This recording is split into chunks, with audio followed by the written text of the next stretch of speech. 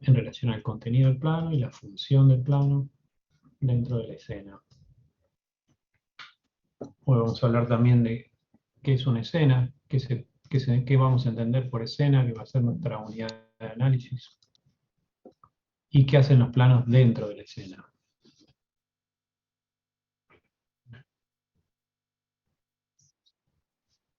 Es un aspecto importante porque refiere al contenido del plano, pero también a la función, básicamente, del plano. 3-4 minutitos ya arrancamos. Calculo que ya terminarán de conectarse todos.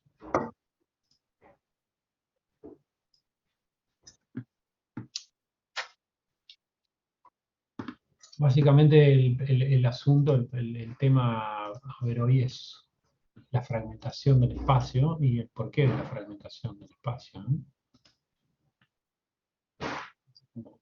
El tema central de hoy.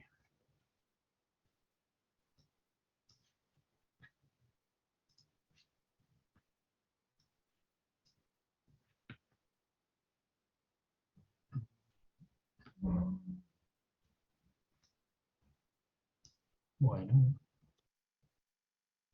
ya la mayoría está ingresada.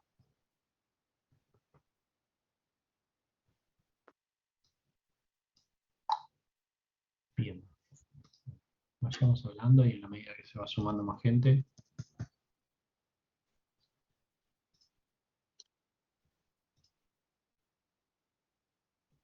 se incorpora.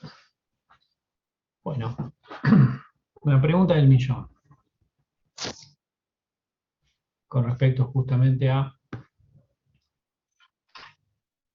la fragmentación. ¿Qué vendría a aportar la fragmentación del espacio, de la escena, en función de, o en comparación, o a diferencia de un espacio no fragmentado?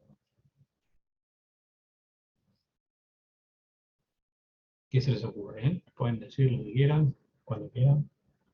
Si lo dicen, mejor que si lo escriben, porque si lo escriben me obligan a mirar el chat y ya me... Puede ser que organice la mirada del espectador, la fragmentación. Sí, puede ser, sí, sí, es probable. Es probable que eso de alguna manera incide en la manera que el espectador percibe, ¿no? Porque ya, Me refiero a lo que quiero contar, a lo que quiere contar el director al fragmentar los planos, favorece la narración de la historia, ¿no? digo, sí, uno puede contar, digamos, no es estrictamente, está relacionado, está bien, es correcto lo que estás diciendo, pero uno puede narrar sin fragmentar también, ¿no? Y puede de alguna forma, de hecho, el cine primitivo no fragmentaba inicialmente, era más bien, cuando digo cine primitivo, digo el cine entre 1895 y 1900, esos 5 primeros años de historia del cine. No había como una conciencia de utilizar la fragmentación a favor de construir una historia, digamos. Toda la historia está contada muy a la manera teatral, digamos, todo había como una unidad de espacio-tiempo estrictamente vinculada justamente al plano, ¿no? Y eso era ininterrumpido, no había manera de quebrarlo, de fragmentar, no se concebía la fragmentación como tal. Sí, pero como en el texto en un momento habla de la crucifixión y las gallinitas, la historia esta, el hecho de presentar todo un plano entero como a modo de las revistas o lo que fuera, como que el espectador se veía obligado a observar un todo y quizás con la historia de cada espectador mira lo que quiere mirar. En cambio, al fragmentar, uno como que va guiando la mirada de ese espectador a lo que, no sé, Sí, sí, eso eso entendí yo. está bien, es muy acertado lo que estás diciendo. Tiene que ver justamente con eso, ¿no? Hay una intención de indicar qué mirar y cuándo mirar, ¿no? Ambas cosas, ¿no? No son aspectos menores, ¿no? ¿Qué mirar y cuándo mirarlo? Esos dos aspectos hacen, digamos, a cierta forma de utilización de la fragmentación, ¿no? Es como, diríamos que es como lo útil de la fragmentación radica acertadamente, con esto que decís vos, Victoria, en justamente ayudar a que el espectador, o más que ayudar, a conducir a la mirada del espectador a lo largo del relato, ¿no? Pero a la vez esa fragmentación obliga como a cierto ejercicio de ciertos ejercicios de síntesis, porque el espacio de la escena no es un espacio absolutamente dominable, digamos. No es que el espectador lo ve por completo, diría yo nunca, por más que haya planos que tengan más información que otros, ¿no? Y eso es cierto, hay planos que uno, en los cuales el espectador reconoce mucho de los vínculos de ubicación, las distancias a las que se encuentran los personajes. Y en otros no, en otros está completamente aislado a un contenido quizá mínimo del plano, ¿no? Como en el caso de un objeto pequeño, un detalle. Entonces, la idea es que la idea en donde se sustenta, digamos, la fragmentación es en ese dominio parcial del espacio, nunca total, y a la vez en una forma, un uso de los fragmentos por vínculo, por relación. O sea, una partecita es esa partecita, pero también es lo que el espectador recuerda después cuando ve otra parte, ¿no? Entonces empiezan a jugar así por vínculo y por relación los pedacitos de espacio que el espectador percibe, ¿no? Como si fuesen las partes de un todo mucho más amplio que no domina nunca, o no termina de dominar nunca por completo. ¿Mm? Esa es como Profe, la... Sí, perdón, había unas dudas en el chat sobre el foro. bueno, las hablamos al final. Ah, bueno. Ahora estamos hablando de plano. Después repasamos todas las dudas. Una cosa, Entonces, esa fragmentación, ¿la podríamos relacionar con lo que dice Eisenstein y su manera de hacer cine? El bueno, corte abrupto de plano a plano. Einstein obviamente utiliza la fragmentación, ¿no? Es un realizador que no sé qué tanto se ha metido en historia del cine, ¿no? Pero es un realizador que desarrolla películas ya entrada la década del 20, digamos, ¿no? El cine ya tiene bastante tiempo de experimentación. Y de hecho se nutre de un realizador, digamos, casi como el gran sistematizador del montaje que es David Griffith, que es un cineasta norteamericano.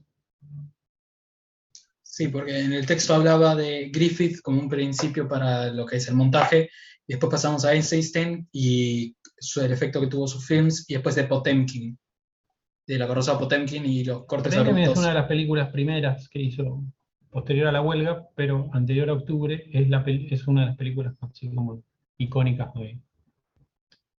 de Sergei Eisenstein. Hay toda una lógica, obviamente, muy compleja en la construcción de cada uno de los planos de Potemkin y su posterior montaje, eh, que, bueno, después si quieren en algún momento lo hablamos en detalle. Quizá no es, no es ahora el momento más apropiado, porque, bueno, es un gran teorizador del montaje en realidad, Einstein. y quizás lo que estamos tratando de hacer ahora es como ir a aspectos recontra esenciales y básicos todavía, como para poder ponernos a pensar sobre Einstein primero, ¿no? Estamos pensando como, ¿qué hay a la base de la fragmentación?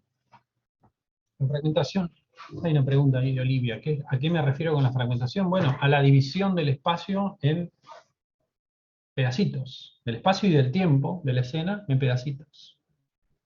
Quizá tengamos que pensar inicialmente qué es una escena, ¿no? Y pensar luego por qué se la fragmenta,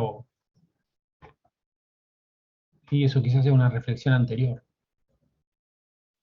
Podríamos decir que el cutting podría ser el principio de la fragmentación. El cutting es el corte. El corte, no sería la fragmentación. No, en realidad el corte más bien es la herramienta para unir esos fragmentos, ¿no? Okay. Vincularlos unos con otros.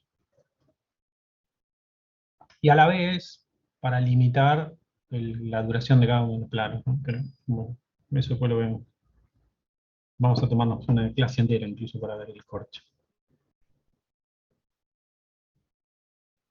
Entonces, hasta ahora la idea más fuerte que tengo de vosotras, es la de Victoria, que habla de guiar la mirada del espectador. Y eso está muy bien, está bien acertada. Y de alguna forma, la fragmentación, el dividir el espacio en distintos planos, conlleva implícitamente una intención de administración de esos fragmentos en cierto orden, o sea, una intención de montaje, más allá que después el montaje es otro aspecto técnico, ¿no? Incluso, no solo estético, sino técnico de vincular y unir y darle cierto orden lógico. Esos fragmentos pueden ser muy variados, esos órdenes. Pero sí la fragmentación está utilizada, ¿no?, para guiar la mirada del espectador. Eso está correcto. Pero vayamos un poquito más allá. ¿Guiarla para qué? ¿Para qué me interesaría a mí guiar la mirada del espectador y no dejarla a su libre albedrío de elegir qué mirar en una multiplicidad de potenciales puntos de interés dentro del espacio de la escena?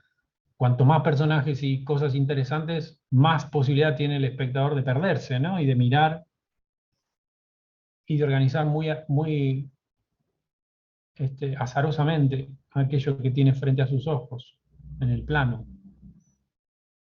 Y para contar algo específico. Perdón, no escuché nada de lo que... Muy bajito, no sé quién habló. Para ¿Olivia? contar algo específico, digo, capaz. Para mostrar algo específico. Claro. Sí, entonces estamos empezando a pensar que existen muchos de esta cosa específica a la que te referís. Justamente tiene que ver con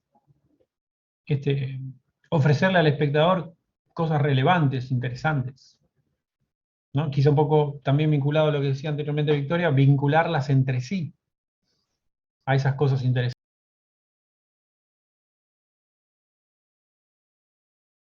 En la mirada y construyen historia o relato, ¿no? Eso sería como, no sé, Verónica habla de un hilo conductor ahora en el chat.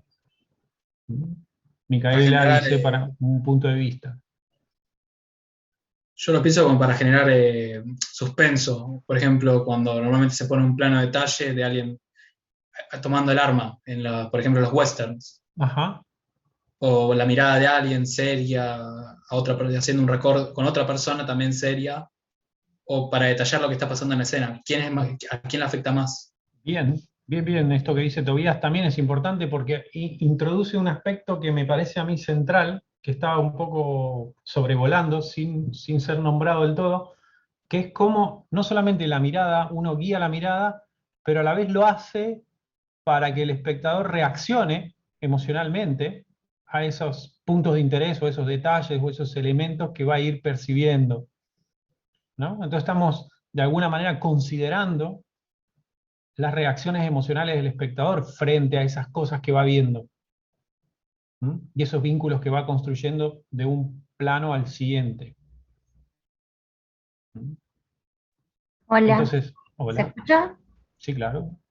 Yo pensaba un poco también que la fragmentación tiene mucho que ver con la manera en que el espectador, como por lo cultural y lo generacional, como está acostumbrado a ver, como que son cosas que se nutren, digamos, una a la otra, la mirada del espectador y la fragmentación, como algo a que Vos, uno se acostumbra. vos decís que nosotros estamos acostumbrados a ver de manera fragmentada.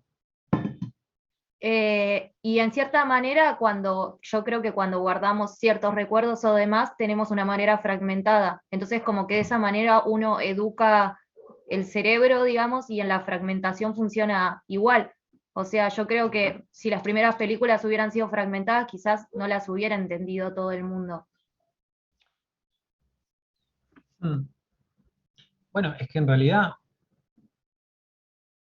la fragmentación del espacio-tiempo no podría haber nacido con el cine porque lo inventamos a la hora de ponernos a trabajar con el tiempo, básicamente. ¿No? Porque hay una doble fragmentación. Hay una fragmentación que tiene que ver con el recorte del espacio de la escena y otra fragmentación que tiene que ver con el recorte temporal, ¿no? Lo que se elige registrar, el momento que se elige registrar. No sé si vos, Julieta, te estás refiriendo al momento de los recuerdos, a esos momentos más bien temporales, o si te referís a los espaciales. Y yo te preguntaría, ¿hasta qué punto vos no estás ya culturalmente tan inserta en la lógica de la fragmentación que vos ya recordás de esa manera? Como si estuvieses en algún tipo de escena familiar o una escena personal. Yo creo que sí, primero porque nuestra mirada, o sea, nosotros como usamos los ojos, no podemos ver en 360, podemos ver una No. cantidad de espacio y aparte de eso, estaba hablando de ambas cosas, de tiempo y de espacio, porque de tiempo nosotros también acortamos momentos o los alargamos en nuestros recuerdos o nos dejamos las cosas importantes y también la mirada, a veces miramos detalles como las expresiones de las personas, si alguien llora sus ojos o algo así. Entonces, como que en sí el cine hace un poco eso, como porque nuestra mirada hace eso, digamos, como espectadores hacemos eso. Bueno, yo tengo algunos reparos en relación a eso porque nosotros vivimos de manera ininterrumpida, no cortamos la percepción y pasamos a ver otra cosa así instantáneamente. Para hacer eso tenemos que desplazarnos, o sea, no vivimos con elipsis. La única manera que elipsamos cosas es cuando nos dormimos, quizás. Que caemos en o cuando nos anestesian para una cirugía, no sé, pero o cuando nos desmayamos, ¿no? Pero bajo ciertas condiciones excepcionales, y no la mayor parte del tiempo, es que interrumpimos la percepción temporal, el continuo espacio temporal. Después vivimos en un continuo espacio temporal, ¿no? Sí, lo que podemos hacer es acercarnos y alejarnos de objetos para verlos en detalle, o para verlos más, tenerlos más próximos, conocer cosas. Pero yo no naturalizaría la fragmentación porque es estrictamente cultural y aparte es una técnica que se desprende de una tecnología concreta que parte de la cámara fotográfica y después se traslada a la cinematográfica, pero trataría de no hacer como tan a rajatabla esa equivalencia, no, bueno, así recordamos y así vivimos, ¿no? Porque no es tan así. Así convencionalmente construimos piezas estéticas, ¿no? O incluso los cuadros. Los cuadros de por sí ya tienen un recorte, ¿no? Un cuadro es un pedazo. Puede haber un, no sé, un mural, pero también hay cuadritos recontra pequeños, o sea, y ahí el pintor o el artista plástico está como definiendo una figura relevante, ¿no? Está haciendo un recorte a la vez. Muy parecido al que hacemos cuando encuadramos cualquier cosa con el teléfono, con una cámara de fotos. Muy parecido al recorte que tenemos todos ahora de cada uno de, de los que estamos participando aquí en el encuentro, ¿no? Vemos una parte de cada uno de nosotros, una figura recortada, ¿no? Generalmente no nos vemos los pies, ni las piernas, ¿no? Nos vemos de la cintura para arriba. Entonces, toda esa convención aporta, y fíjense, a mí me ven incluso más cerquita, ¿no? Yo me hago como un pequeño zoom para que se concentre más en la expresión, que en el entorno. Incluso le quito el foco al entorno, ¿no? Entonces, como guío más la atención, y este aspecto tiene que ver más que nada con el recorte espacial, ¿no? Que es parte de la fragmentación, que es parte de la manera de descomponer el espacio en justamente fragmentos. Fragmentos espaciales y fragmentos también temporales, ¿no? Alexis quiere preguntar, ahí levantó la mano muy ordenadamente. Sí, hay algo que no me queda claro, que es de la fragmentación, ¿no? Del espacio. Supone que son, no sé cómo explicarlo, pero ponele, ¿viste los primeros cortos que en plano general, o mismo esto que estabas diciendo de cada imagen acá en el Zoom? ¿Esto es una fragmentación, digamos, o para que haya una fragmentación del espacio tiene que haber más de un plano en el mismo espacio? No, una fragmentación, ya construir un plano es una fragmentación, Listo. Eso no me había quedado claro. Listo. del espacio, de la escena, Sí, entiendo. ¿no? Porque ya estás recortando. Por lo general, la escena cinematográfica recurre a más cantidad de fragmentos, ¿no? No solamente a uno, sino que a su vez recurre como a un repertorio de pequeñas variantes de observación del espacio, y esas variantes por lo general refieren a distintas distancias, alturas y ángulos, ¿no? Que generan imágenes muy concretas que contienen información, que contienen inclusive información que refiere a esa imagen, a los vínculos de esa imagen, de lo que es la figura y el fondo, por decirlo así como en términos muy genéricos, y a la vez en lo que duran esos fragmentos, ¿no?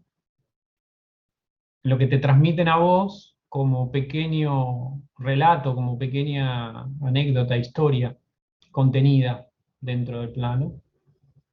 Y esa duración puede ser muy variable, puede ser muy breve o puede ser muy extensa, y estará justamente en cuestión esa duración en la instancia justamente de montaje, que es el momento en donde se define muy precisamente cuánto va a durar un plano y en qué orden va a ir apareciendo, ¿no? En la escena. Pero sí, ya encuadrar y hacer un encuadre, hacer un plano ya es un fragmento, ¿no? Cuando hablamos de fragmentación, consideramos esa posibilidad, pero por lo general existe más de un fragmento.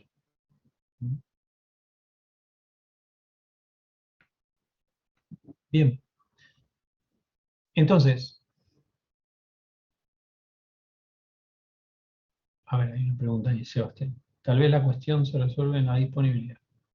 En el plano no está disponible en el resto del mundo. En la vida real, pese a que hagamos foco en algo, el resto está disponible. Bueno, sí, siempre hay como cierta limitación, ¿no? Pero bueno, sí. Lo que sí ocurre a la hora de la fragmentación y de la manera en que se planifica, es que esa planificación tiene como algún sentido ya pensado de antemano, digamos, ¿no? Hay como una intención bien reflexionada sobre por qué se está fragmentando de esa manera, ¿no? Y hay algo que en todo caso, quien está fragmentando supone esa fragmentación le aporta a la escena, ¿no? Es casi como la razón de ser de la escena. Se vuelve justamente el sentido de la escena, ¿no? Fragmentar de cierta forma. Digo, no es aleatoria la fragmentación, ¿no? Siempre se la piensa en relación a una serie de combinaciones posibles en la ubicación de la cámara, en el espacio de la escena, componiendo cierta imagen que suponemos relevante y que suponemos que el espectador necesita conocer para empezar a como encadenar sentido, ¿no? Encadenar relato a medida que vaya viendo los distintos fragmentos.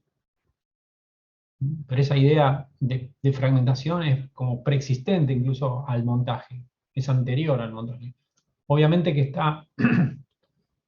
está siendo reutilizada luego, posteriormente, por el montaje para potenciar los efectos narrativos, dramáticos, de aquello que vamos a contar en ese espacio-tiempo, ¿no? Porque la escena es una unidad de espacio-tiempo,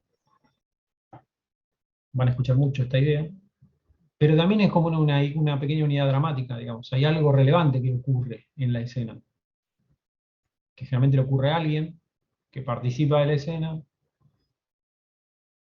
que pone en juego, como, por más mínimo que sea un conflicto, que esa persona tiene que asumir, o intentar resolver, o enfrentar.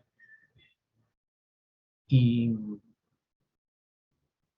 generalmente hay algo que cambia en una escena, a este nivel conflicto-valor, ¿no? Puede empezar mal y terminar peor, puede empezar mal y terminar bien, puede empezar bien y terminar mal, ¿no? Puede empezar bien y terminar muy bien. Entonces hay como cierta valoración que el espectador hace luego de observar la escena que va en este sentido, ¿no? En el sentido de haber presenciado un hecho relevante que se ha transformado. Esto es como inherente a la escena, en general, siempre que armemos una escena, que es lo primero que hacemos en general, en cualquier película, vamos a pensar y a reflexionar sobre este aspecto tan sencillo y básico de que contiene, digamos, o que debería contener la escena, ¿no? Personajes, conflictos, básicamente valores que van transformándose. También la utilización de localización para mostrar dónde va a pasar la historia o por qué ese espacio es importante para el personaje, como el gran plano general, un plano general. A ese espacio se da, claro, en realidad el espacio y el tiempo de la escena se vuelven funcional a esto, a la unidad dramática, o se deberían volver funcionales a la unidad dramática. O sea, vos estás en ese lugar porque en ese lugar va a pasar algo y es relevante, pero la manera en que fragmentes ese espacio y le cuentes al espectador ese espacio debería estar en función de eso que le vas, de eso relevante que va a pasar, ¿no? Y a la vez deberías potenciar la manera en que el espectador participa de esos fragmentos y de esos hechos ahí en la escena. Potenciar quiere decir como que lo hacen, que lo involucran, ¿no?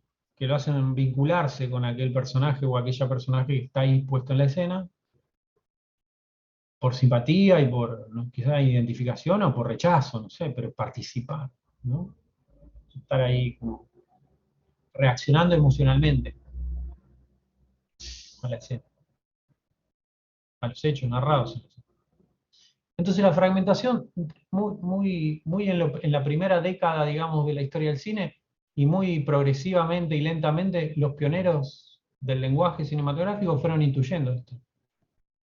Fueron intuyendo que la fragmentación, la variación, ¿no? Y asociaban la idea de fragmentación a la idea de variación, de cambio, de riqueza, ¿no? ¿Riqueza de qué? Bueno, riqueza de detalles, ¿no? Como hablábamos hace un rato. Entonces hay varios puntos de interés bien identificables, no uno, sino varios, bien identificables y muy concretos, no miles, hay 3, 2, 4, pero no muchos más. Por lo general una escena no tiene muchos más. Y entonces está en el talento, digamos, de quien controla, de quien dirige, quien controla la puesta en escena, identificar y saber descomponer y ubicar cuáles son esos puntos de interés. También refiere, digamos, hay aspectos que tienen que ver con, bueno, cómo el espectador vivencia eso que sucede, ¿no? Porque también hay mucha planificación en estricta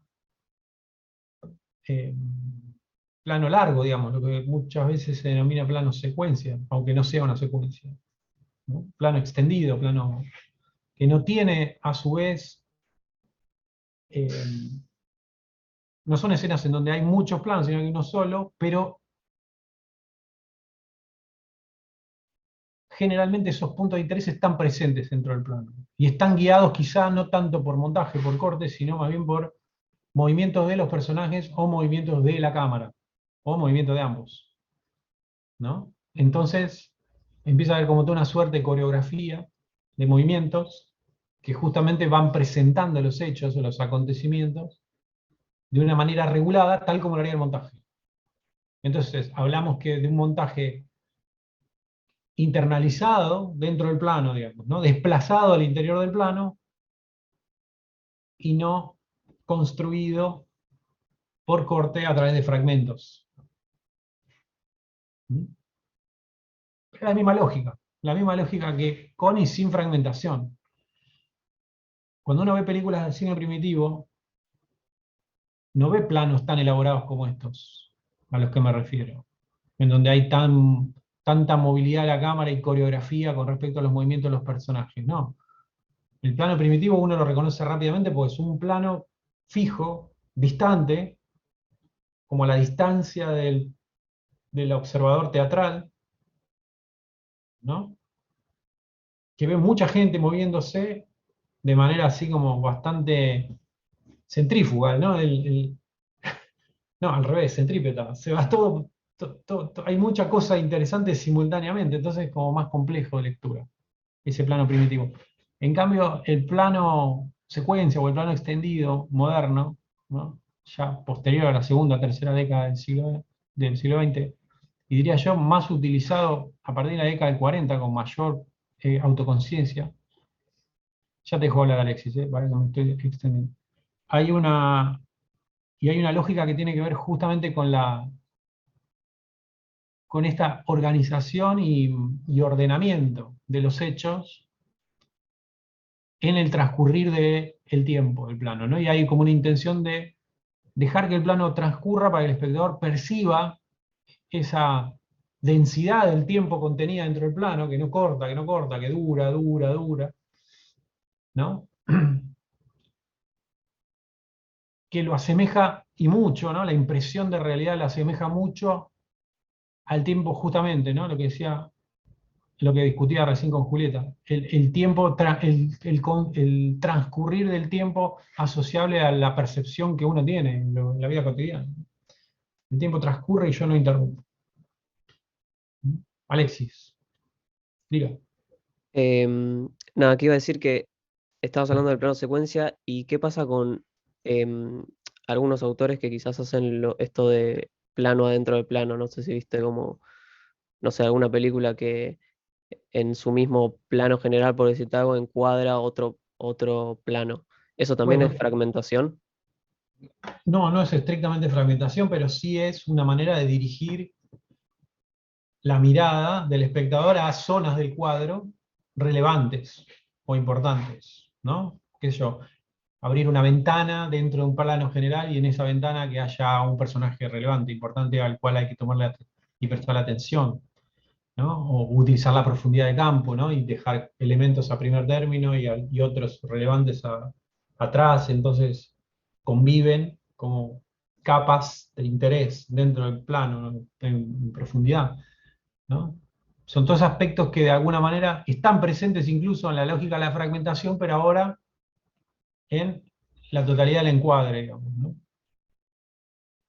Con esta misma lógica de, bueno, de dejar que el plano se vuelva como un bloque temporal extendido, en donde suceden hechos, y el espectador como de alguna manera no es tan autoconsciente de que su mirada está siendo conducida de manera muy dirigida, ¿no? Entonces uno empieza a sentir como cierta libertad, pero a la vez esa libertad está bastante como regulada, ¿no?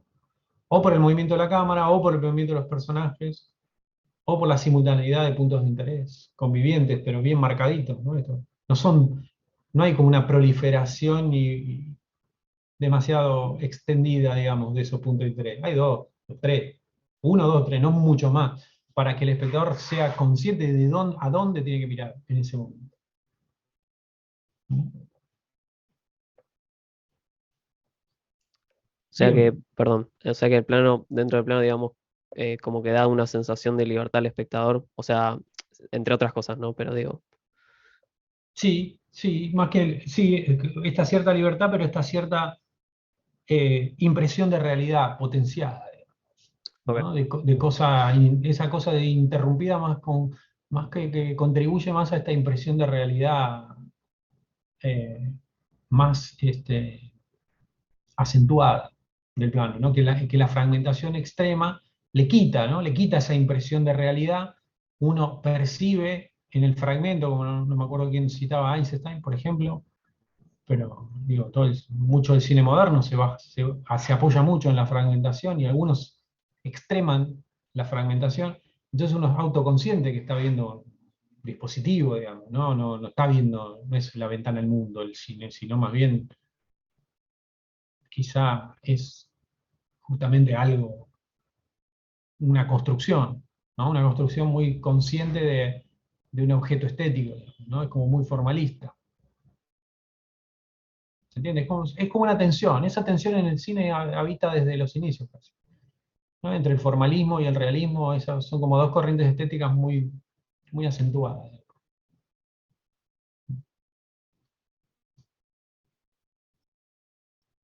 Bueno, vamos a ver fragmentos. Así no nos aburrimos un poquito de la moderna, ¿les parece?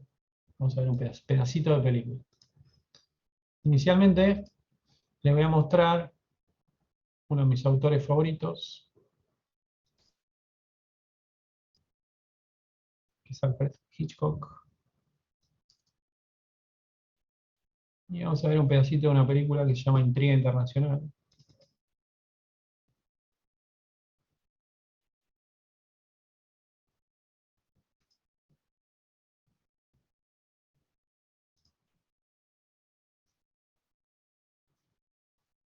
Y vamos a ver qué pasa. Se los voy a compartir. Miren, vamos a hacer así. Se los voy a compartir aquí en el chat.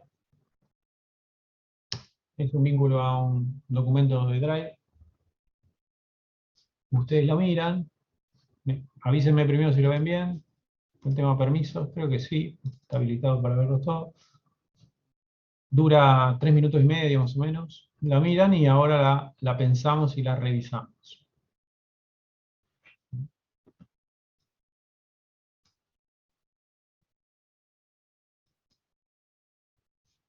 Vean.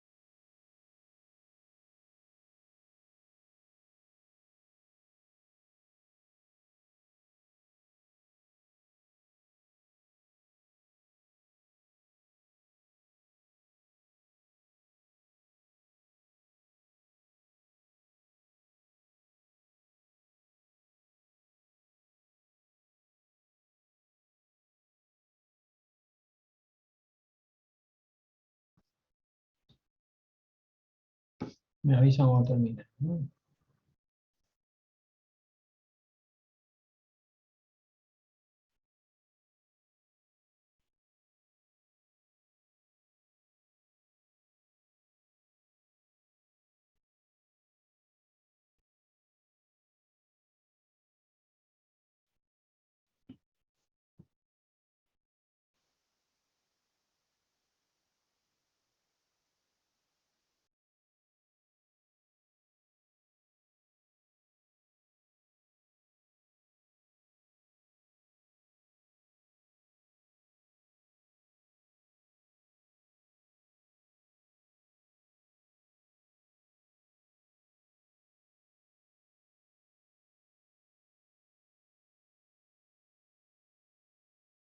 Ya está. Bueno, bien.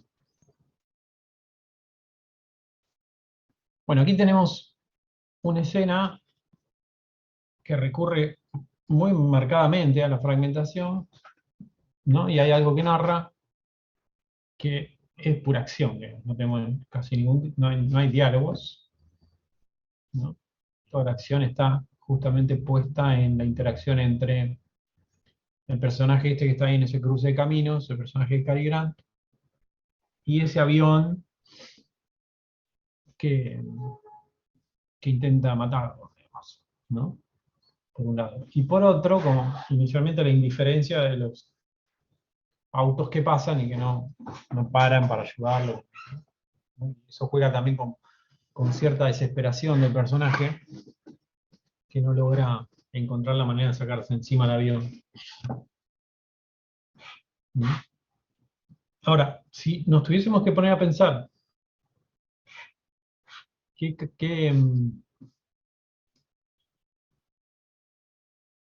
¿cuál sería como la pequeña sinopsis que podemos hacer? Vamos a darnos cuenta que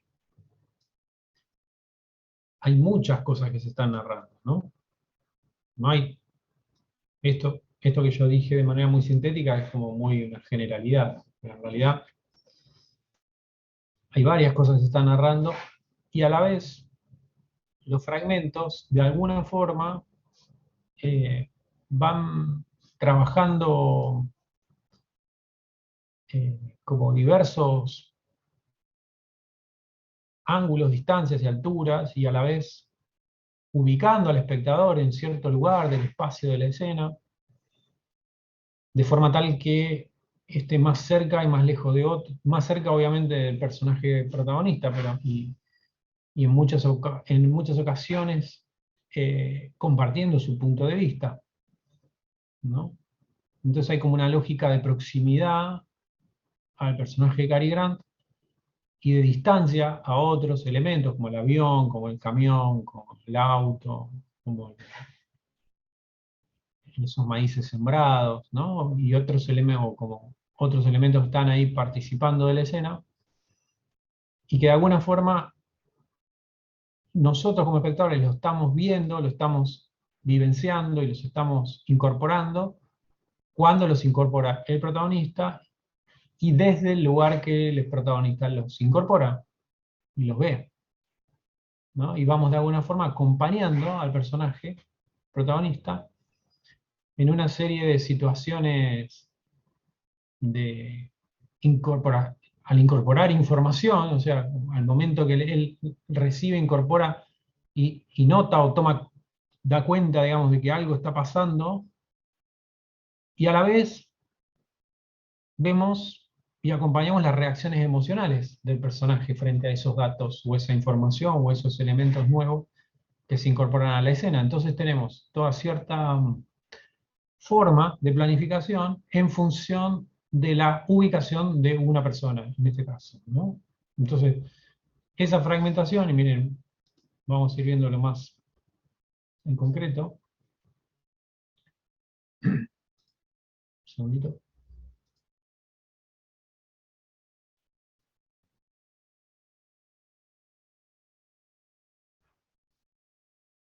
Les comparto mi escritorio.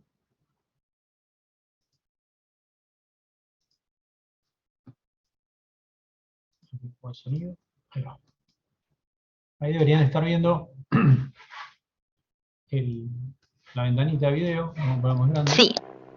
Ahí está. Ahí está viendo mi pantalla.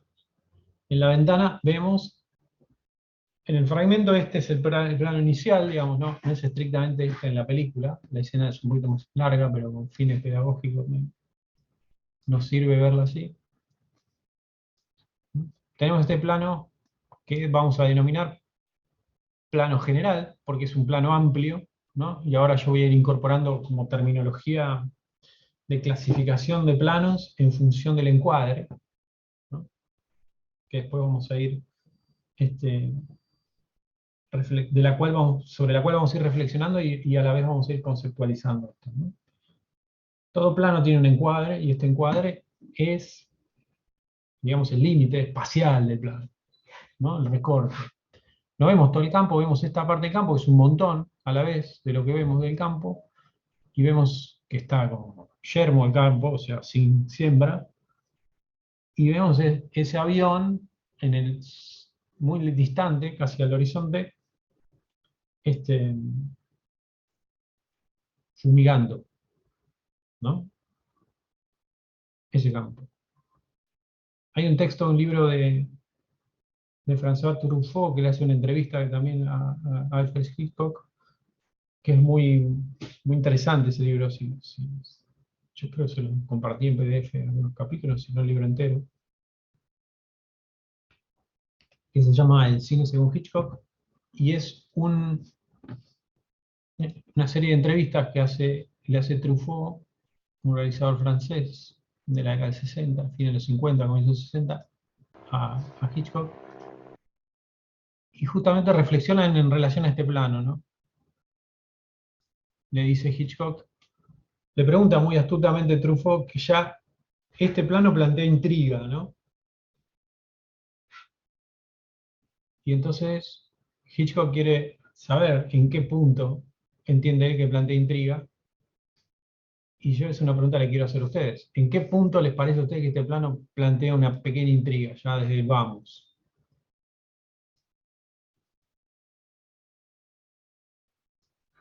Y sobre qué va a pasar con el avión que se acerca hacia la persona. Todavía no se acerca, está ahí en el horizonte fumigando. Pero ¿por qué lo enfocan? Obviamente luego sí, cambia de dirección y empieza como a Eh, abalanzarse, ¿no? Puede ser también por lo que el avión está fumigando y el campo está sin, como usted dijo, Sin siembra. sin siembra. Claro, exactamente. Eso es lo que plantea como intriga, ¿no? ¿Qué hace un avión fumigando un campo que no tiene siembra? No se fumiga la tierra pelada, digamos, sin cultivo, ¿no? Entonces esto ya es una extrañeza, digamos, ¿no? Que está ahí jugando a nivel perceptivo. Y este plano, a la vez, tan general, tan amplio, ¿no? Que tiene, digamos, todos los planos están construyendo una composición, ¿no? Una figura dentro de un fondo, un contexto. Acá la figura es todo el campo. Inclusive el avioncito que está ahí es como lo pequeño que destaca porque es lo único que se mueve, ¿no? Con la estela de líquido fumigante ahí. Distinto al plano siguiente, que es este,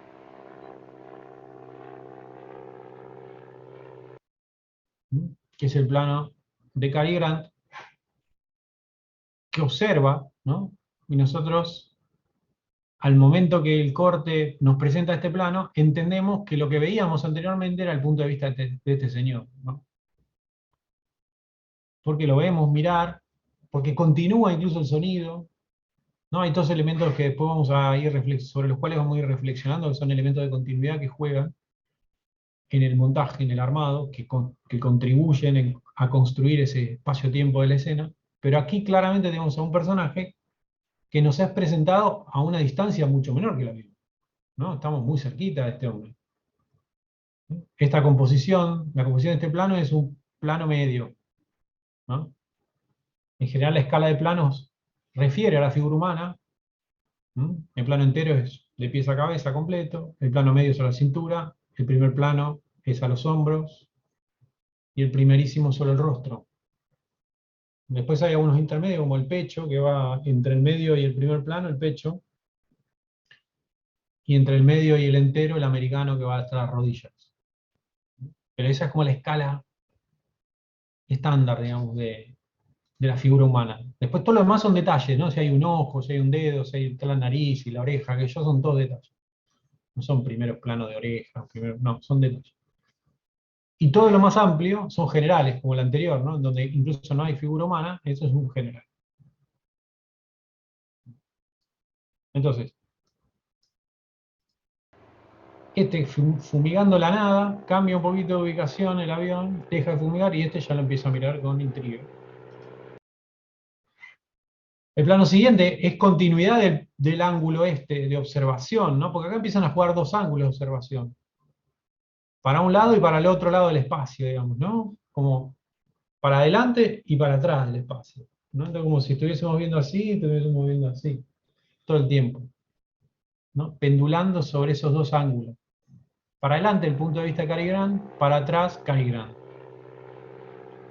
Para adelante el punto de vista de Cary Grant, que se intriga aún más con este avión que cambia de trayectoria, ¿no? Ya no fumiga paralelo al horizonte, sino que empieza a fumigar, empieza a balanzarse en línea recta hacia él. Perdón.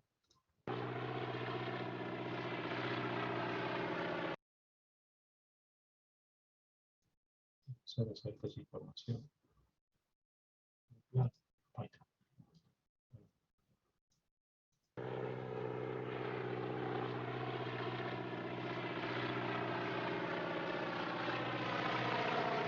Miren acá cómo cambió la distancia, ¿no? En este plano, que sería el plano número 2, que es este de Cary Grant, es un plano medio.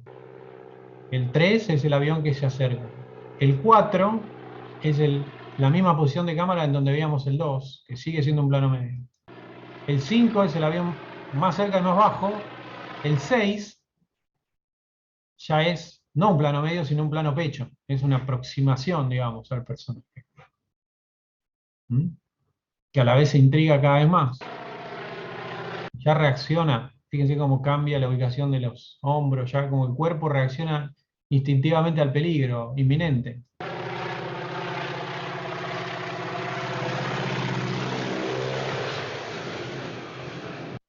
¿Ok? Fíjense, toda esta serie de planos, ¿de cuántos fueron? 1, perdón. 1, 2, 3,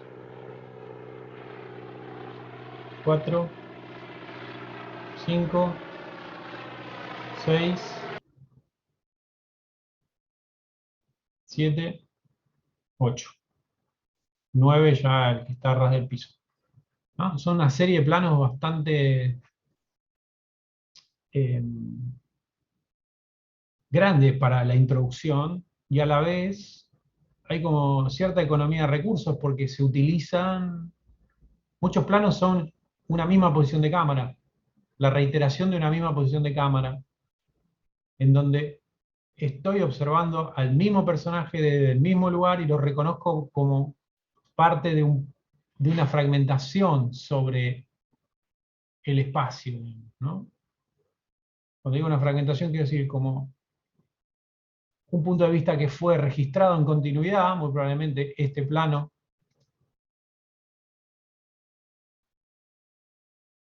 el del avioncito quiero decir, fue registrado en continuidad con este, y fue registrado en continuidad con este, y me atrevo a decir hasta con este también. ¿No? Eso ya no, porque es una técnica de back projecting, es como un recorte, ¿no? Pero el plano 1, el 3, el 5 y el 7 son parte de una misma toma. Lo que hizo el montaje en todo caso fue subdividirla, ¿no? Cortar pedacitos e intercalarlos con los de Karina. Primero en plano medio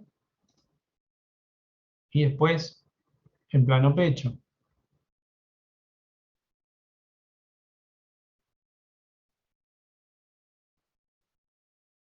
¿Mm?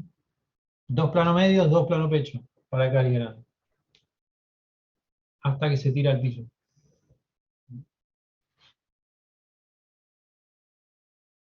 Bien.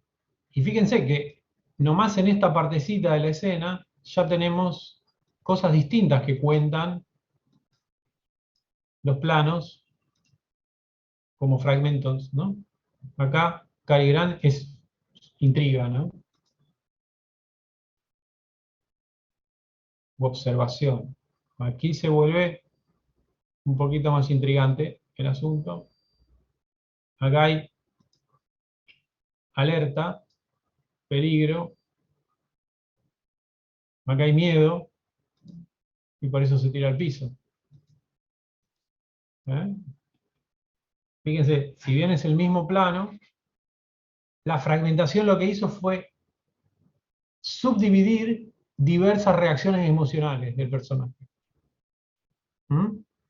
Desde la intriga hasta la curiosidad, ¿no? Cierta curiosidad, intriga, alerta y temor, si se quiere. Son 4 reacciones emocionales que podemos asignarle al personaje a medida que el avión se acerca.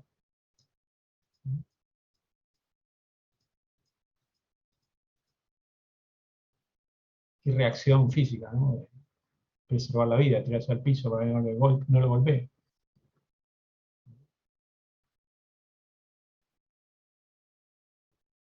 ¿Se entiende? Esa es como la función de la fragmentación, justamente. Dividir y a la vez regular, pero también construir progresivamente la transformación. ¿Mm? Desde la curiosidad hasta el temor del personaje. Eso fue lo que transforma, lo que va cambiando alternadamente. Y el avión, que va aquí perpendicular al eje de la mirada, digamos, y acá coincidente, ¿no? Se abalanza a cámara. Y por lo tanto, a este punto de vista que es el punto de vista del personaje del protagonista, ¿no?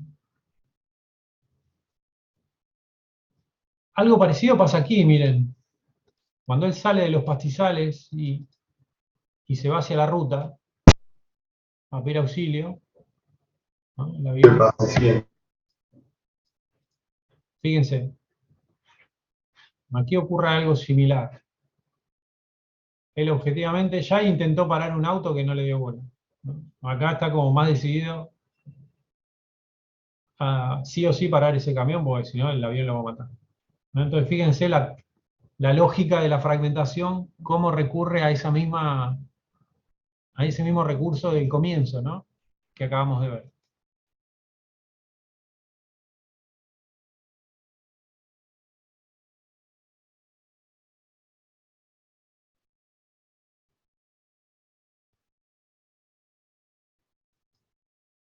¿Mm? Quizá incluso más extremo, de manera más extrema porque el ángulo de observación es frontal para ambos planos, digamos, ¿no? Para ambos ángulos, o sea, tenemos tanto este como este, es bien frontal, ¿no? Estamos sobre la ruta. Y este sigue siendo el plano de lo que ve Cary Grant desde la ruta, ¿verdad? Pare, pare.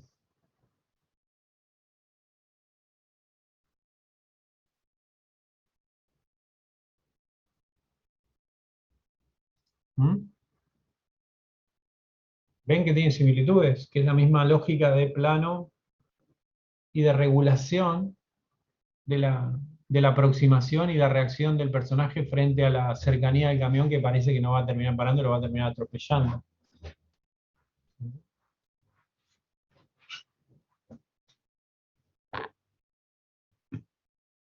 Esto es fragmentar, ¿no? Fragmentar se fragmenta para esto, para regular reacciones emocionales en la percepción del espectador, generalmente asociables a un personaje. Ahora, cada fragmento, y aquí es donde vamos a empezar a pensar, cada fragmento tiene una combinación de lo que nosotros vamos a llamar factores visuales, que son la distancia, el ángulo y la altura.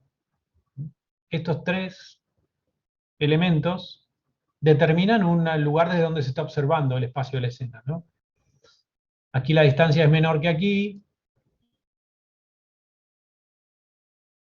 y a la vez mayor que aquí, ¿no? Entonces, hay una progresiva aproximación al personaje aquí, en la lógica de la fragmentación.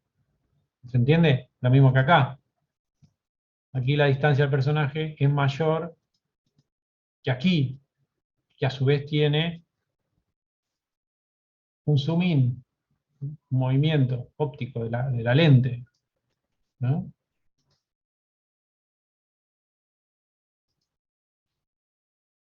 Esto quiere decir que cada plano, en el recorte, lo que sería el encuadre, que es el límite del espacio, ¿no? Como la ventanita que vemos del espacio, la parte del espacio que vemos, que es el encuadre, que obviamente es algo que determina exclusivamente quién dirige, quién controla la puesta en escena, quién controla finalmente la composición.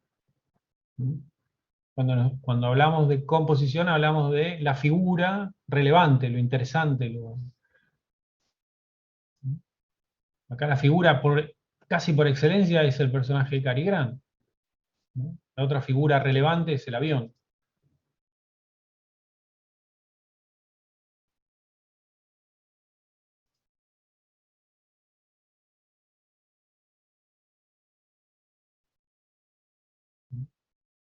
Cada plano tiene una combinación de estos tres factores visuales: distancia, ángulo y altura.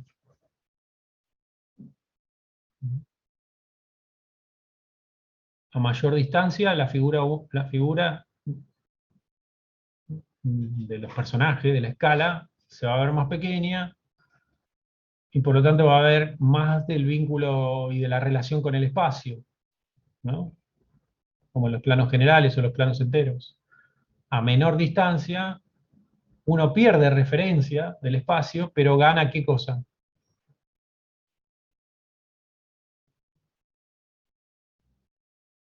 En los planos cortos. ¿Para qué se vuelven útiles los planos cortos? La expresividad. La expresión, claro, la expresión del rostro, ¿no? O del cuerpo. Uno registra más detalladamente la reacción del cuerpo y del rostro, ¿no? Gana en percibir información más bien de tipo emocional del personaje. Te da como más suspenso o miedo por lo que va a pasar después. También Bueno, el suspenso depende más de la forma en que se relacionen los fragmentos, ¿no? Acá estamos pensando estrictamente en lo que refiere al encuadre, a lo que uno percibe dentro del plano. Quizá podríamos decir que el suspense depende más de cómo se ordene eso y cómo dure cada uno de los fragmentos. Pero sí, está orientado igual esa observación tuya. Este plano, por ejemplo, es un plano medio, un poquito más amplio, ¿no? La cámara está a ras del piso, registrando al personaje tirado en el piso, cubierto detrás de esa pequeña elevación para que no le dispare.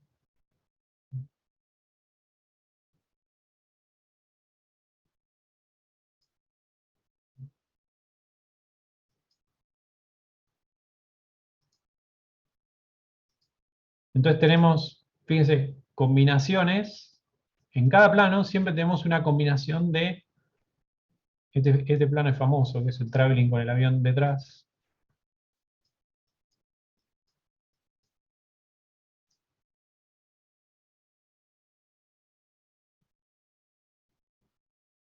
A este me refiero.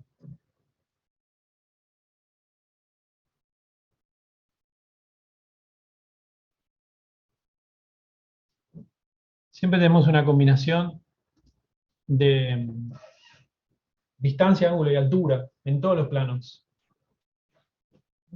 Y mucho de la lógica de la fragmentación está en entender cómo están utilizadas esas distancias.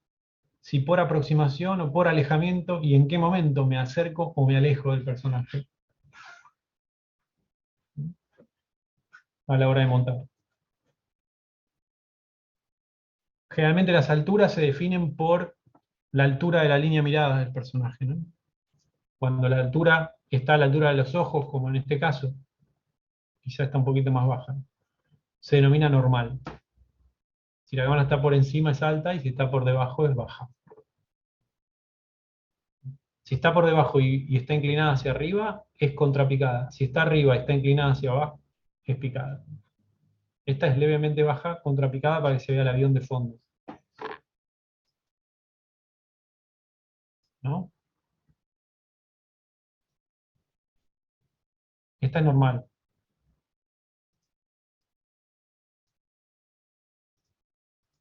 Está normal. Está normal. Esta es levemente baja.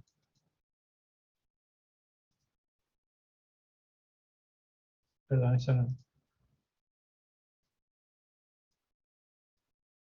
Esta es levemente baja.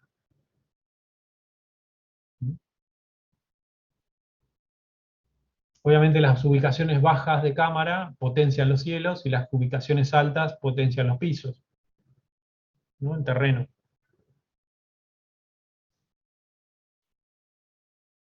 En el encuadre. No porque nosotros lo controlemos, pero sí porque nosotros de alguna manera decidimos qué parte y en qué momento utilizar, tenemos que ser muy conscientes de qué es lo que brinda cada encuadre y cada composición.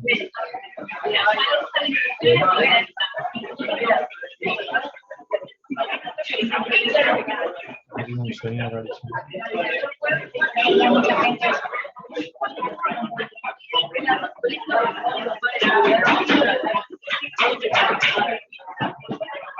Ahí se le abrió el micrófono. Ahí está.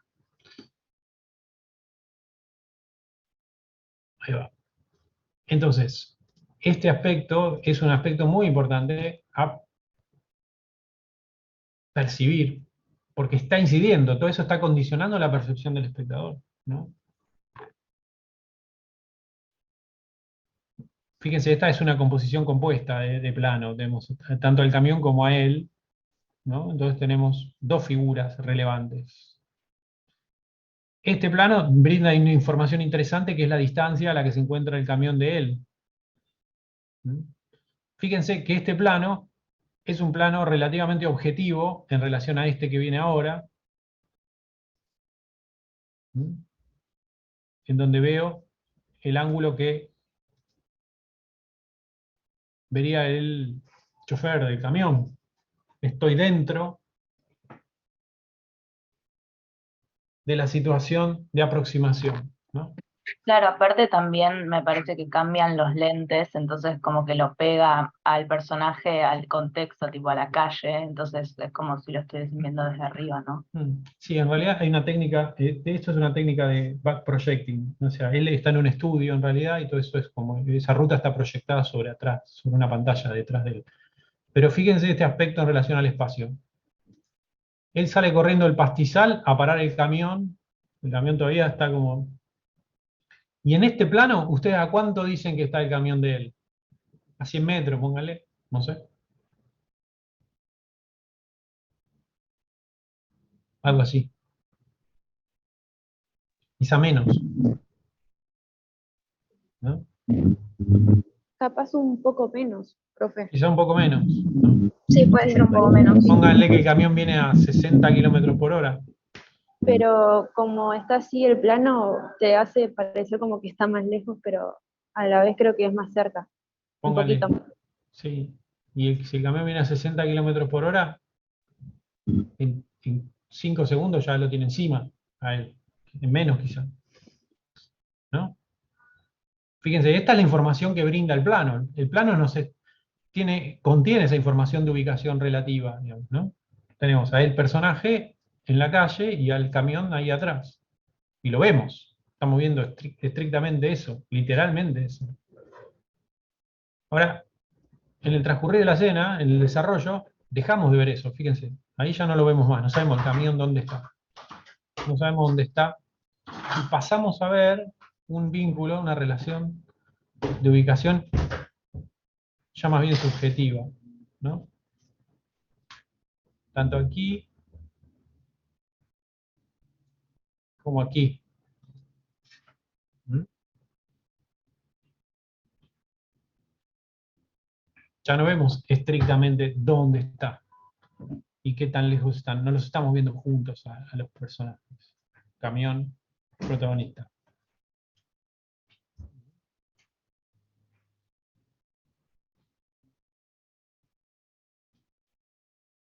Recién acá los vemos juntos, de vuelta. ¿Se entiende? Eso juega a favor justamente de construir una sensación de tensión, ¿no?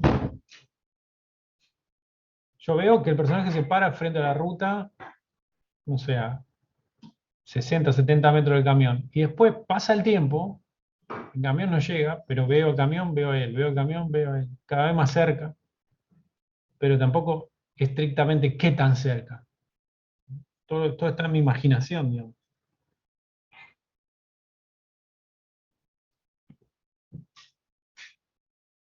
Y en las reacciones del personaje, ¿no?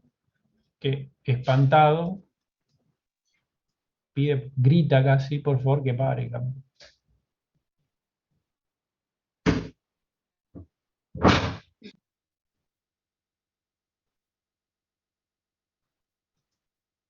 Es, perdón, un poco también como la construcción de la escena del cementerio de animales, del bebé que está cruzando la ruta. Que, Esto es recontra clásico, está en 200.000 películas esto. Sí, el cementerio de animales yo tengo un recuerdo, la vi hace un montón, tengo un recuerdo nomás.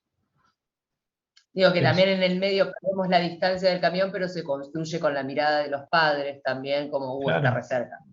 claro, es que uno tiene información en un momento, pero después deja de tener información. Entonces ya no sabe qué tan cerca o qué tan lejos está finalmente el camión del bebé o el camión del protagonista acá. ¿Eh? Pero sabemos que estaba cerca, porque lo vi. Vi que estaba cerca, pero después dejo de ver qué tan cerca. Hasta cuando ya se lo tira encima y se tira al piso. ¿Mm? Pierdo la referencia, ¿no? Esto es parte de la lógica de la fragmentación, ¿no? Ubicar al espectador en una situación casi subjetivada directamente y empezar a jugar con sus reacciones emocionales en función de lo que sabe y de lo que no sabe. De ambas cosas. Esto es lo que potencia su participación emocional, de alguna forma. Cada uno de esos encuadres, cada uno de esos recortes, dan información pero ocultan también otra. Porque justamente la imagen cinematográfica es limitada, es un recorte. Veo algo, pero en el fuera de campo tengo que imaginar el resto. Y lo que imagino a veces está en relación a lo que ya vi. O a lo que estoy escuchando.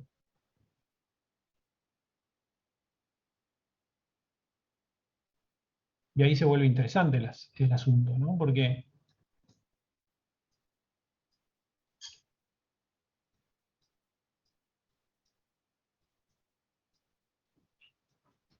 y eso que no veo el avión todavía, ¿no? El avión termina siendo como un epílogo. El avión termina atacando el camión detenido ahora.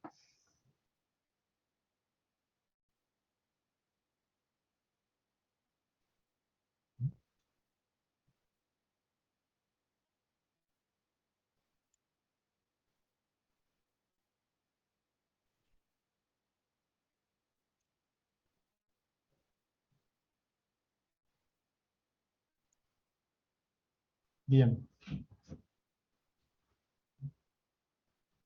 Este aspecto de composición que tiene que ver con la altura, con la distancia y la angulación, es central para que el espectador pueda ir reconociendo los cambios, ¿no? Si hubo una aproximación, si hubo un cambio en el ángulo de observación. Fíjense, en este plano, ¿no?, cómo están trabajados los ángulos al comienzo, ¿no? Acá es levemente oblicuo el ángulo de observación, no tan subjetivo, es más bien oblicuo, distinto a este, en donde claramente es frontal, ¿no?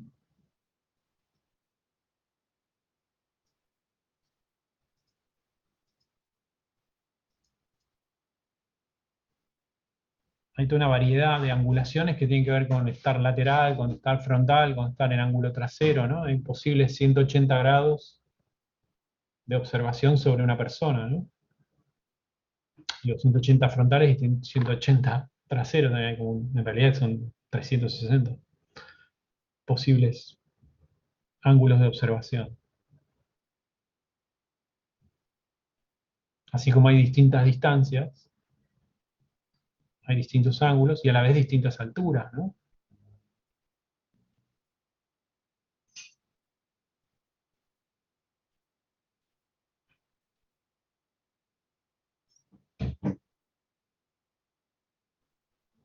Y esto es parte de la composición, justamente. Y la composición condiciona aquello que es figura y que es fondo, ¿no? Me ofrece a mí, condiciona en realidad mi percepción, me ofrece una figura en un fondo, en un contexto. Lo que no quita que después el fondo o el contexto se vuelva figura. Porque esto es variable. En la escena cinematográfica, la figura va cambiando, puede ir variando.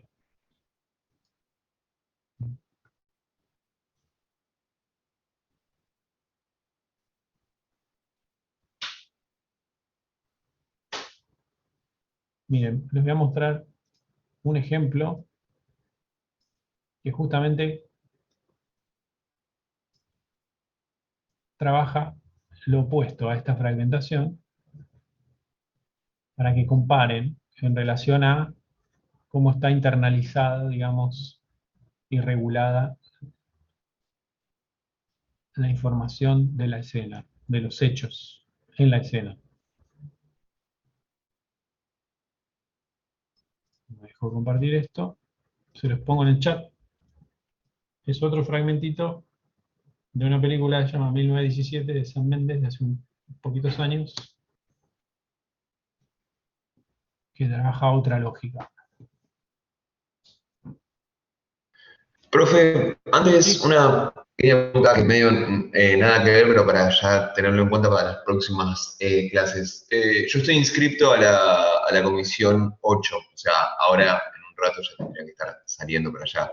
¿Estas clases vos las grabás y después las subís en la página correspondiente No, o no las grabo. y después queda como algún resumen o algo de la clase, porque siempre va a pasar esto, ¿no? Como que alguna, como la última media hora, me va a quedar como Sí, afuera. No sé si resúmenes alguna. quedan en las pestañas de clases. De hecho, ahora siempre después de los miércoles, después de esta clase, yo habilito el resumen, que es inclusive la misma clase que di ayer, a la mañana. Ok, perfecto, gracias. Que si se te complica este horario, por ahí puedes cursar los los martes a la mañana. Dale, dale, gracias. Me fijo así por el laburo más que nada, por eso es como que elegí estos horarios porque eran los que me quedaban con el laburo, pero Bueno, me iré fijando. ok. Mil gracias. Bueno, veamos ese fragmento de 1917 y pensemos en relación a lo que sucede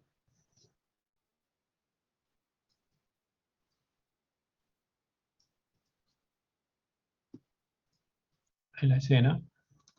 Dura unos 4 minutos más o menos.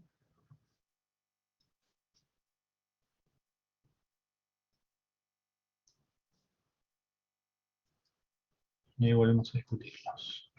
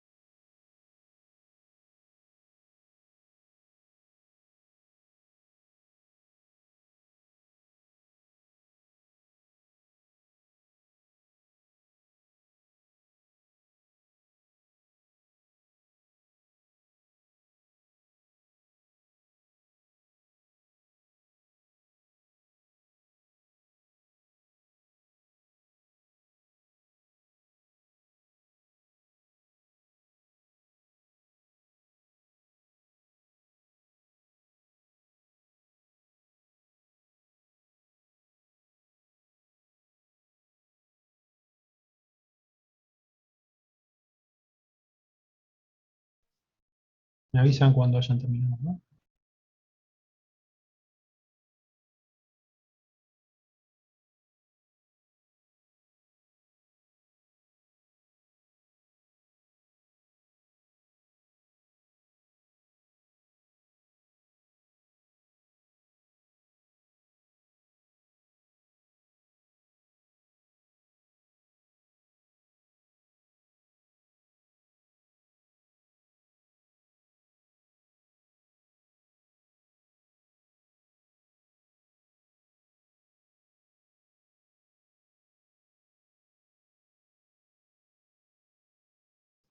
Muy bien.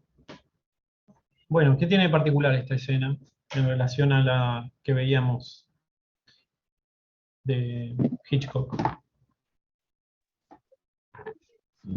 Es solo una toma.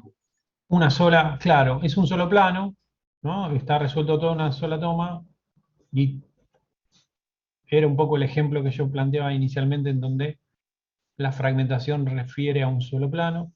En realidad toda la película casi está planificada de esta manera, o con esa sensación, hay poquitos enlaces.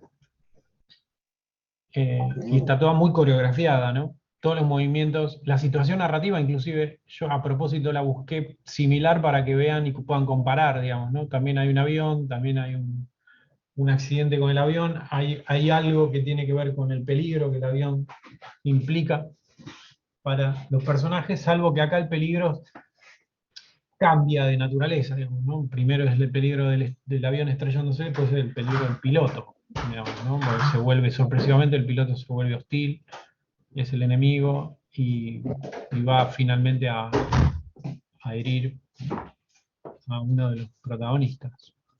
Alexis, ¿vos querías decir algo? Sí, que bueno, como es un plano secuencia, no hay fragmentación temporal y también quizás eso potencia un poco la impresión de realidad, además de que es un hecho bélico que pasó así, o sea, no pasó eso claramente, pero Podría haber pasado. claro, podría haber pasado. Tobías. También que dentro de ese plano secuencia podemos encontrar planos generales, plano detalle, primer plano y plano medio. Claro, tenemos en realidad encuadres, distintos encuadres dentro de un mismo plano, ¿no? Los encuadres van variando justamente porque varía la distancia, la variación de distancias, de alturas y de angulaciones se producen en el mismo plano, no individualmente en cada plano. Y se producen porque o cambian de ubicación los objetos o cambia de ubicación la cámara que se mueve. Y se va con alguno de los personajes y deja fuera de cuadro a otro, ¿no? Justamente, de hecho, el crimen se produce fuera de cuadro. Incluso juega con este único plano, tipo, con este plano secuencia, juega también con esa realidad de los aviones están lejos, pero a la nada el avión llega cerca de nosotros. Tipo, muy cerca, casi como se nos cae encima, ¿no? Nos hace pensar que ellos están seguros porque están alejados, pero no está tan lejos, nada más está más alto. cambian muchas cosas, ¿no? También, ¿no? Hay varias cosas que van cambiando y van evolucionando, ¿no? Esta, esta, esta situación narrativa nos hace como poder pensar y reflexionar en función de la fragmentación también y dónde está justamente la lógica que eventualmente el espectador, en la lógica en la cual el espectador se involucra, ¿no? Que tiene que ver con el ordenamiento de hechos y de acontecimientos, ¿no? Un poco con intriga y otro poco con sorpresa, ¿no? Porque también tiene mucho de eso el fragmento, la partecita que yo recorté, de hecho recorté un pedazo para poder compararlo nomás, pero la película después sigue ininterrumpidamente todo el tiempo. Yo lo limité, digamos, yo dije de acá hasta acá, ¿no? Entonces, esa manera de coreografía, ¿no? Esa forma coreográfica entre el movimiento de la cámara y el movimiento de los personajes, termina construyendo la lógica narrativa de la escena y la forma en que el espectador participa emocionalmente de esa escena, ¿no? Entonces, si es más fácil, ahí Paloma estaba preguntando, si es más fácil el proceso de montaje, y en un punto sí, pero complica y muchísimo el proceso de rodaje, porque de alguna manera todo eso tiene que salir de continuo. No puede haber como posibilidad de ir, bueno, de acá hasta acá, filmamos de acá hasta acá, y vamos fragmentando eso, y a la vez controlando de alguna forma esos tiempos contenidos dentro del plano, ¿no? Aquí no hay pequeños tiempos contenidos, sino hay todo un bloque temporal continuo, ¿no? También hay, por ahí yo también soy, perdón, soy media chicata, pero vi cuando apareció el segundo soldado, también lo vi como un peligro, como que primero pensé, lo va a atacar o algo, porque no veía bien el personaje, entonces decía, bueno, él está tomando leche en un lugar, no sé si es parece que es un lugar que tomaron o que no sabía si había gente. No, en realidad la película son compañeros, ellos dos que vienen hace rato juntos. Yo no te voy a mostrar toda la película para verlo, ¿no? Se nos va la clase, ¿no? Pero en realidad vienen juntos y llegan a este lugar porque están avanzando sobre las líneas enemigas y están avanzando en territorio enemigo y ese lugar es un lugar abandonado que han dejado y encuentran ahí un tazón de leche justamente porque aparte estos dos están medio muertos de hambre y llegan como a esa granja deshabitada, ¿no? Pero en realidad la situación hostil viene más que nada por el lado del avión inicialmente. ¿Tobías? Sí, también algo que diferencia este fragmento del anterior, del de Hitchcock, es que hay más diálogo entre los personajes. Incluso hay diálogo con el enemigo, que en la Hitchcock directamente salen desconocidos, solo el avión. Incluso Claro. no sabemos lo que dice el enemigo en este caso, pero sí vemos lo que piensa hacer cada personaje. Uno dice sacarlo de su miseria y otro dice de ayudarlo. Y ahí se nos muestra la diferencia entre cada personaje y lo que causa el accidente, que no se ve. Sí, el diálogo es otro más de los recursos disponibles para involucrar también al espectador, ¿no? En la información, a través de la información y a través del vínculo que construye justamente el hablar con alguien. Y entonces ahí se revela, digamos, parte de los personajes, revelan sus características, sus intenciones, y eso es parte también de la puesta en escena, ¿no? A lo que voy es, para comparar las formas de trabajo a través de la fragmentación, con una fragmentación muy marcada y con otra casi neutra, nula, ¿no? En donde todo ese recurso expresivo está más bien puesto sobre interiorizar, digamos, esa regulación, ¿no? Todo eso está ordenado ya al momento del registro, y no para ser ordenado y para ser regulado por el montaje. Pero en todo momento tenemos información que va generando también la participación del espectador, y en todo momento también percibimos cambios, transformaciones en la historia que se nos está contando, ¿no? Eso también es una cosa que comparten como similitudes, ¿no?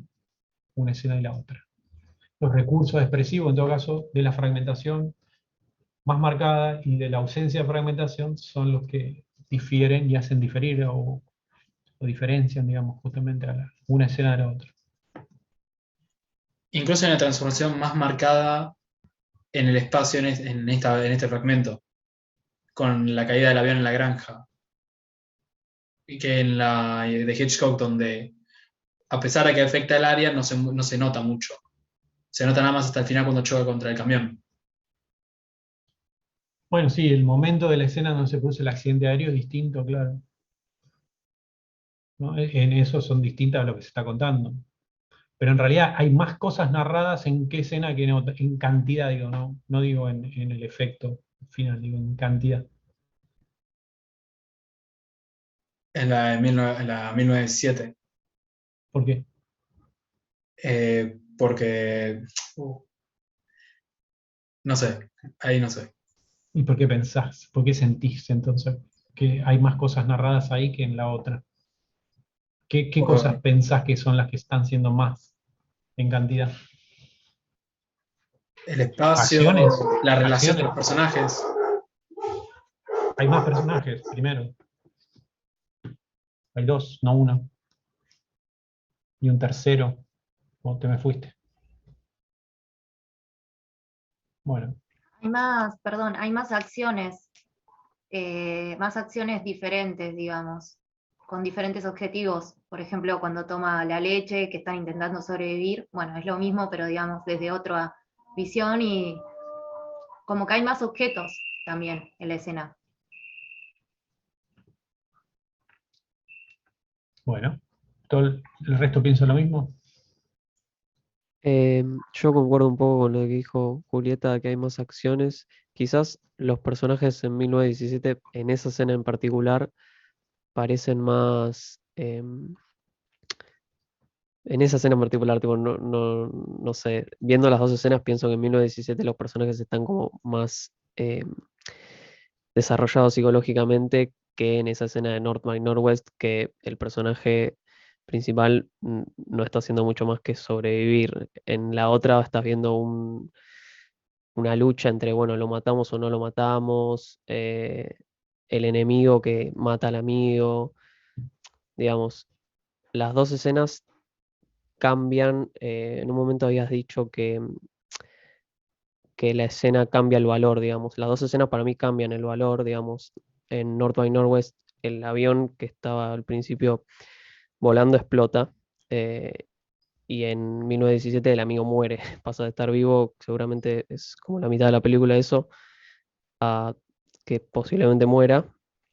Em, pero con todo lo que dije, me parece que 1917 tiene un poco más de narrativa en esa escena.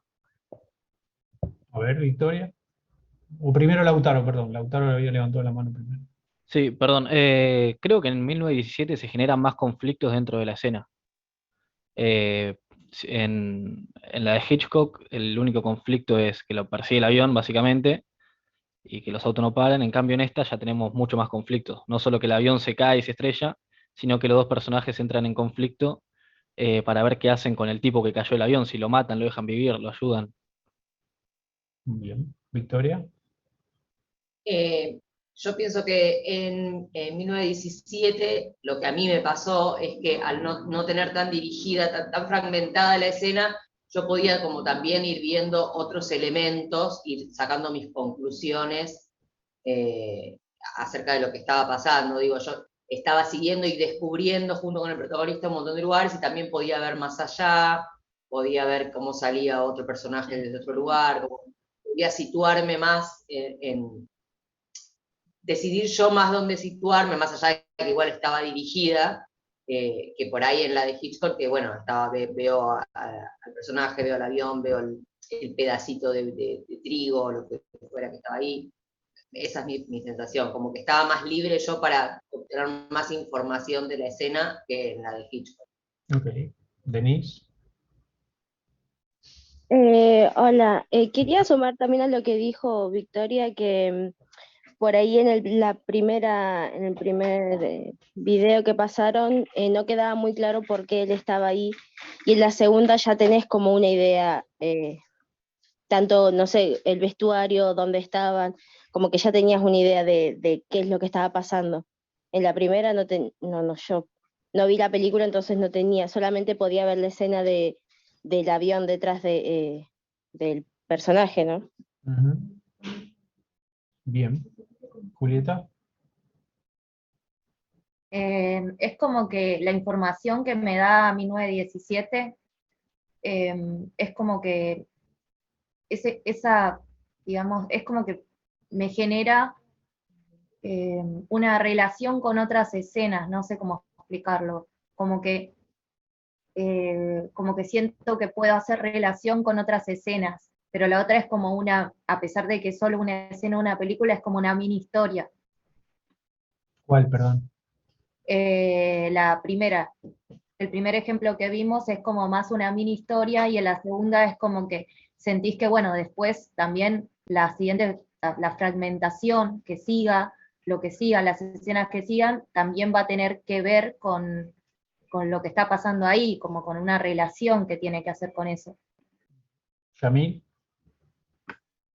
Yo estaba pensando que si no tendrá que ver, no sé si es específico el término ritmo o la velocidad, sé que hay una diferencia entre la velocidad y el ritmo o el movimiento, Bastante. pero digo, la fragmentación lo que hace es como que te mantiene como más, hay mucho más movimiento, entonces pareciera que pasa más rápido, entonces que lo narrado es como menos, ¿no? Estoy diciendo desde mi percepción, no sé si está correcto o no, pero la ¿Menos sensación que narra menos o que narra más rápido? que narra más rápido, claro, como que hay algo como que pasa más rápido, y uno que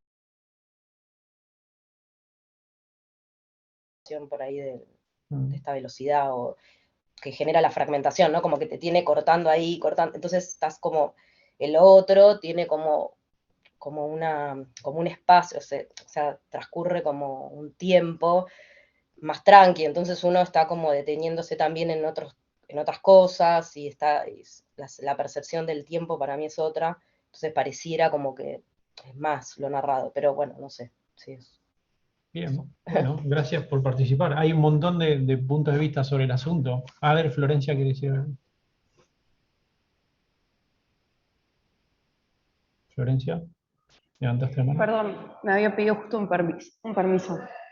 Como yo lo relaciono con esto que vos decías del campo y fuera campo, como que se da una información y después no se ve, con el plano secuencia es como que la información está constantemente, es continuo lo que estamos viendo, no hay un corte. Entonces como esto que decía, creo que Yamil, sobre el ritmo y la velocidad. No hay algo que dejamos de ver, digamos. Siempre estamos viendo lo que pasa. Más o menos, porque hay justamente la cuchillada que le dan al amigo no la vemos, la escuchamos. En realidad, sí, la clave entre las dos escenas está en la forma de la organización rítmica. Eso tiene mucho que ver en la participación nuestra como espectadores. Y sí hay algo que tiene que ver con la densidad dramática de la escena de la Primera Guerra, que es muy distinta, digamos, a la densidad dramática que tiene la escena de la película de Hitchcock, en donde yo no construyo demasiada identificación emocional con el personaje.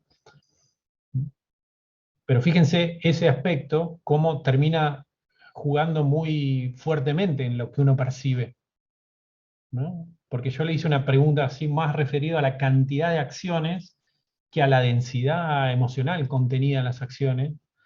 Y es verdad que objetivamente en la película de Hitchcock hay muchísimas más acciones. Pero eso no se siente así.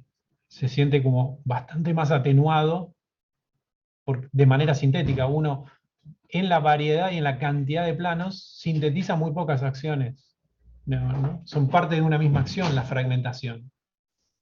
No es que la fragmentación agrega acción en sí, sino que uno percibe detalle de manera más aislada, ¿no? La fragmentación aísla la forma en que uno percibe. Va percibiendo alternativamente una reacción mínima. ¿No recuerdan cuando hicimos el análisis de esos 10 primeros planos? teníamos como una progresión bien diferenciada de las emociones que experimentaba el personaje ese mientras el avión se le abalanzaba, ¿no? En cambio, en la escena de 1917 tenemos una situación mucho más progresiva, ¿no? Vemos la progresión en los cambios, ¿no? Justamente porque nunca interrumpimos la manera en que percibimos a cada uno de los personajes, ¿no? En el tiempo, en la duración, le vamos viendo todo ese ir descubriendo lo que se vuelve peligroso y después lo que sorpresivamente se vuelve casi letal para uno de ellos, ¿no? No creemos que ese avión se va a caer, termina cayéndose. O sea, estamos siendo sorprendidos muchas veces. Cosa que en la escena de Hitchcock no hay muy poca sorpresa en la escena de Hitchcock. Esas dos esas dos lógicas de fragmentación también juegan mucho con esta forma de efecto construido en la percepción del espectador, ¿no? Si tuviésemos que definir y teñir de una emoción general a cada una de las escenas, hay mucho más sorpresas, ¿no? Básicamente dos sorpresas centrales en la escena de guerra que en la escena del camión, el auto, la avioneta, la fumigación, la huida a los pastizales, la salida a la ruta, ¿no? Que si los pensamos y lo analizamos plano a plano, vamos a ver que hay un sinfín de microacciones contenidas en cada uno de esos planos. Lo único que nosotros sintetizamos e integramos todo eso con una misma lógica, ¿no? Le damos y le asignamos un valor, pero en los fragmentos está todo disperso.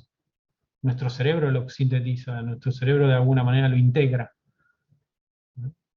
Y lo termina como todo ese análisis, toda esa intención analítica que la fragmentación realiza sobre el espacio y las acciones de los personajes, el montaje lo sintetiza, ¿no? Los integra y lo transmite casi a nivel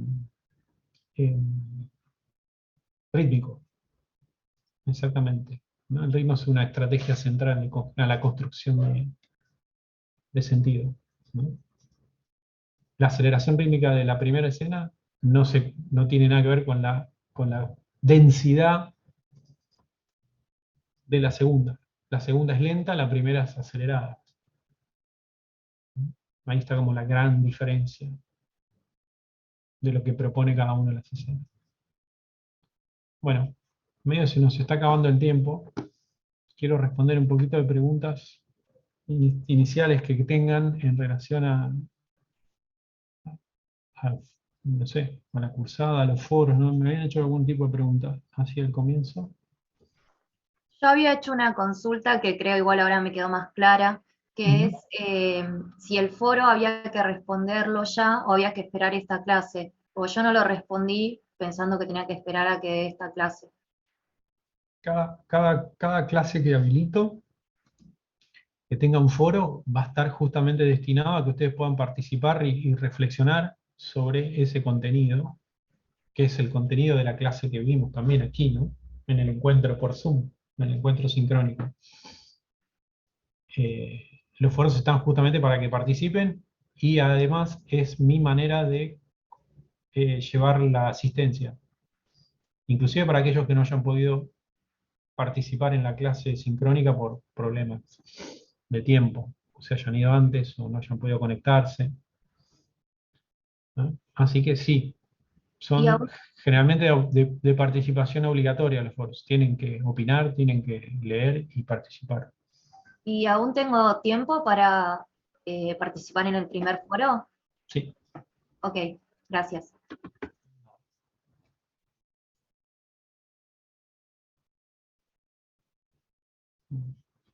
Profe, yo tenía una duda sobre la fragmentación, ¿sí? De que al principio dijeron que la fragmentación es la que ayuda a guiar al espectador al relato. En el caso de 1917, lo que ayuda a guiar al relato el espectador al relato es la cámara, en este caso. La cámara y los movimientos de los Y los personajes movimientos. frente a la cámara, Ah, dale. Listo. simultáneamente, ambos. Que de Ah, alguna manera son los que regulan la manera en que el espectador entiende, ¿no? Lo que sucede y cómo va sucediendo. Dale, gracias. Sí, estaba un poco confuso ahí. Gracias. Perdón, volviendo al tema de los foros. ¿Hasta cuándo tenemos tiempo de contestar? O sea, siempre, ¿qué plazo, digamos? Siempre, una vez que subís la clase y todo. Por lo general, mientras está habilitada la clase esa que yo subo, lo que la clase, no hay una correlación directa entre las clases en las pestañas del foro, en las pestañas del EVA, con los encuentros sincrónicos. No quiere decir que cada clase es una nueva pestaña. ¿Se entiende? Por ahí estamos 2 semanas con un mismo tema y por lo tanto esa pestaña está habilitada 2 semanas y esas 2 semanas implican participación, ¿no? Ok, listo. Sí. O sea, mientras esté la actividad y mientras estemos hablando del tema, está habilitado el foro como para practicar. Okay. Exacto. Si son 2 semanas, si tengo alguna duda, preguntar en la clase Exacto. y participaré. Generalmente no hay cronograma específico sobre bibliografía, sino que está citada la bibliografía directamente en la pestaña, ¿no? Con el link, yo generalmente pongo el link directo al texto. Claro, pero para anticiparnos porque, por ejemplo, las que había para hoy eran bastante largos, había uno que era bastante largo, entonces como para poder ir programando las lecturas, no hay como que se ve cada clase, ¿verdad? No de manera anticipada. Ok.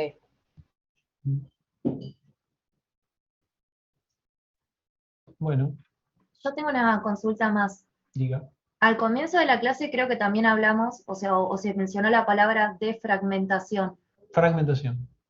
Ah, defragmentación no se mencionó. Defragmentación, no. Ah, no, bueno, perdón, porque pensé que la habíamos mencionado al comienzo de la clase y me estaba confundiendo, digo, ay, ahora ya me confundí los conceptos, pero gracias. No, fragmentación. Fragmentación, que es la división del espacio-tiempo de la escena en distintos planitos, ¿no? Perdón, profe, no me queda claro entonces cuánto tiempo tenemos para lo de los foros, o sea, hasta que subas una nueva clase. Exacto. Pero ¿cuándo sé que vas a subir una nueva clase? Cuando terminamos un tema. Ah, ok, o sea, entonces el tema del primer foro no lo terminamos, entonces sigue ahí.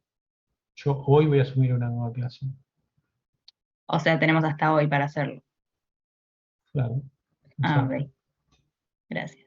Porque este tema, de alguna forma, es distinto al que vimos en la clase anterior, que refería a las funciones y roles del equipo de edición y del montaje en general.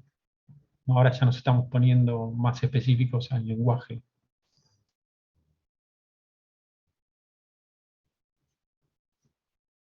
¿Y las clases las subís todos los jueves o los lunes? Porque no sé cuándo se subió la anterior, pero yo la vi recién el lunes. Generalmente la voy a habilitar después de la clase, de esta clase, o sea que ahora a continuación ya la habilito.